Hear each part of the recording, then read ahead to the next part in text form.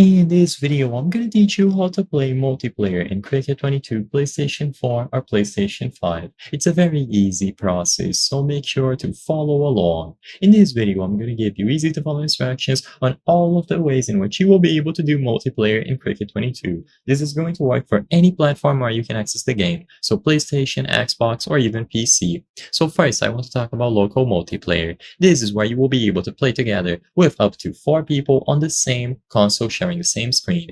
All that you have to do to set up local multiplayer is to connect additional controllers. So plug in additional DualShock 4 or DualSense controllers until you have the desired amount of players. So when you connect an additional controller through a cable or wirelessly, it should be detected. You will be able to assign a user account or a guest account to that specific controller, and then once you launch Cricket 22, you will be able to choose between all of the modes in which you can play.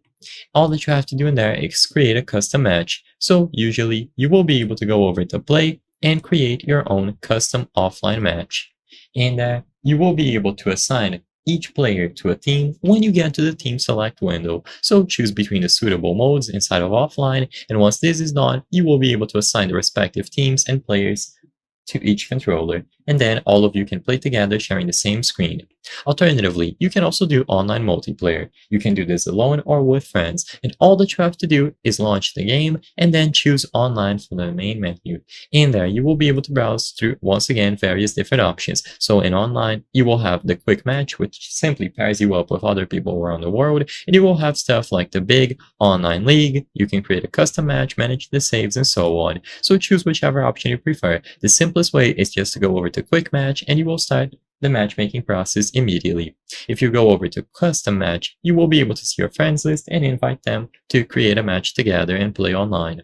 I hope I was able to help you on how to play multiplayer in Cricket 22, PlayStation 4, or PlayStation 5.